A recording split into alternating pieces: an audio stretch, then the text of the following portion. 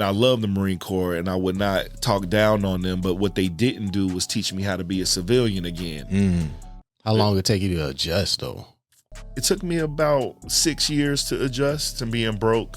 And going from, lady to lady, because I was a ladies man, ladies. And I didn't want to be that guy. I didn't want to go from girl to girl, be sleeping with this girl to have a place to stay. She could kick you out. They called it like a hobosexual. Yes. Yeah. Right. Yeah. Exactly. You know what I'm saying? Like slanging wood that has some wood over his head. You know what I'm saying? Yeah. But if it wasn't for a particular girl, she was older than me, and I probably would have married her. She's the one who let me do it. She said, well, I'm gonna go to work. You're talented as all outside. I want you to do this every day. And I sat on that couch and I did it every day for like maybe 3 years. So she's seen the potential in you. Oh yeah. So why didn't you marry her then? The Highest Point Podcast. More than a pod, it's a lifestyle. Yo, welcome to the Highest Point Podcast. This is a podcast for everyone, no matter where you're from, no matter what you've been through. You know you deserve the best and willing to put in the work for progress to reach the highest point. And speaking about reaching the highest point, we have a very, very special guest in the building today. And I'm talking about a man that has a creative mind, that imagination taps into different realms. It's like this man does different things, and he uses his imagination, his creative side to create a business. And in that business, he does graphic designs, custom illustrations, professional photography, videography, website design, and so much more. We have an asset to the community. He's done amazing work from different schools and even the larger hip-hop station in Greensboro, North Carolina, 102 Jams. We have Mr. Drl Toons in the building. Oh, what's happening with you, brother? I'm great. Thank you so much. You did a great job with that. Yeah, we definitely appreciate you joining. And we're going to get into all the great things you've done, all the great things you're doing, and how you got there. But one thing on this show, we like to focus in on the journey. Because a lot of time people see the end result and have no idea about the process, the sacrifice that you have done to get to where you are today, and have the knowledge that you have. So in that journey, we like to ask, can you tell us a little bit about where you're from and the family dynamics you had growing up? Oh, wow. Okay, yeah. I'm from East Orange, New Jersey originally. Then it got a little bit crazy there, so my mom moved us, and we ended up in High Point, North Carolina, where it was crazy too, right? But it's different. Where in New Jersey we're more loud. We'll say, "Yo, we'll kick you in the heart," and in North Carolina you better be about it because they coming. If they say they coming, They definitely come in. You can't play with that around here. Can't play with that around here. So I learned that very early when I got to Jamestown Middle School. Yeah. Oh wow. So how old were you when you moved to the High Point area? I was in the 7th grade going. So I had to be about 14 maybe. I was about 14. Gotcha. We got here, and I was just trying to make a way. Now, mind you, coming from New Jersey. In the 80s, I had a high top fade. I had, so coming out here, they didn't have it at all. I was just like the guy, like, y'all, you look weird. Right. And then the very next year, everybody, had it. Got it. So, I was weird. They thought I was weird. I would have my medallions on, and I would have, my African stuff.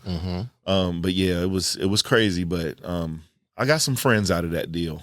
Awesome. Yeah. Was that transition difficult in the beginning, like to get new friends to actually understand your culture? Because it's a different culture from, you said New Jersey? Yeah, New Jersey. To High Point, North Carolina. Yeah, it is. And we never bridged that gap. I became a country boy.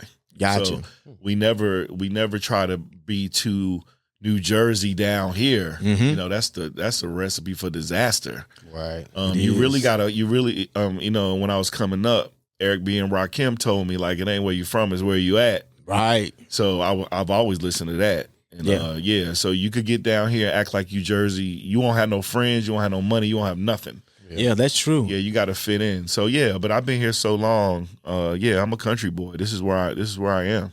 Yeah, man, that's what's up. I definitely remember that. Yeah, that's interesting. You came down in the years where it really mattered. You know what I'm saying? Because that's when the years when you made as a man. You know what I'm saying? Yes. Like, yes, real important. It's very important, especially coming down here, having to go to I went to Ragsdale.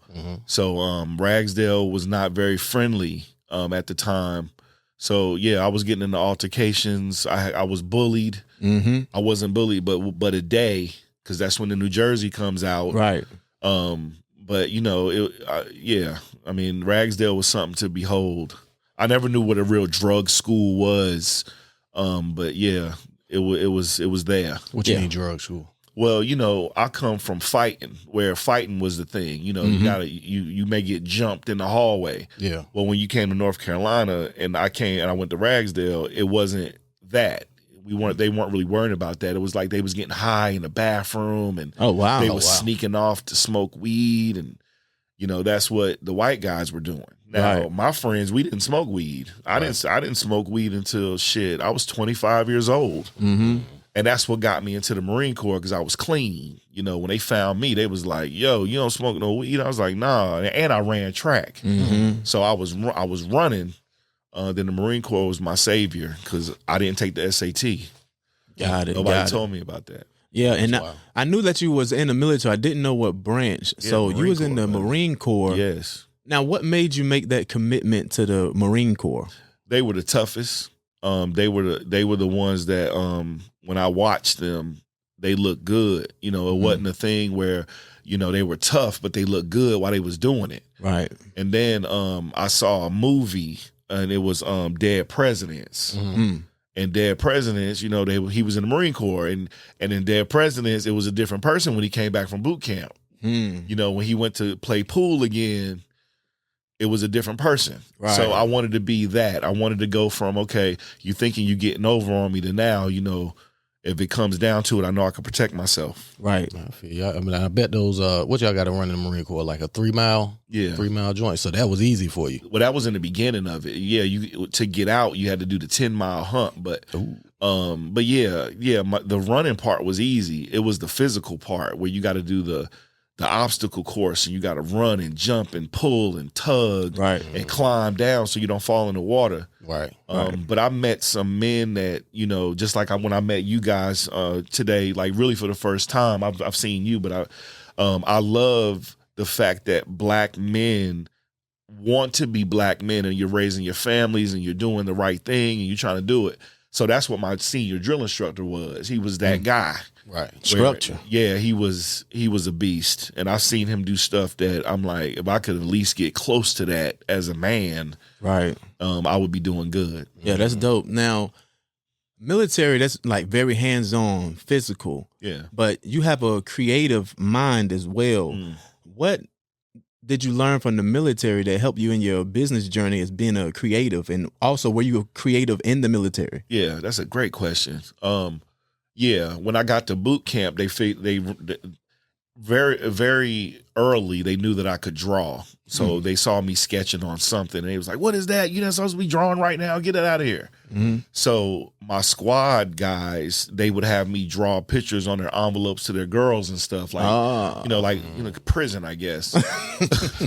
But so it's very close to that. So I was drawing on that. Every morning you had to go and put the mail in the mailbox, so the senior drill instructors would see the envelopes, and they would say, "Who's drawing this stuff?" And then it came back to me. And then in boot camp, we had a flag drawing contest where everybody in the platoons, the different squads had to do a flag, and we won because they let me draw it. Oh man, yeah, and it was great. Like, do you still have an image of that? No, because we're before the cell phones, and before I would have loved the image of that. Wow. Yeah, but they keep it there. So I was doing that. And then when I got into the Fleet Marine Corps, the guys that's drawing the "Have a Nice Day" on the side of the bombs and stuff, they was having me do that type of stuff, drawing happy faces on doors. So my enlistment was good, but it really took a turn for me because I wound up spending most of my enlistment drawing on stuff.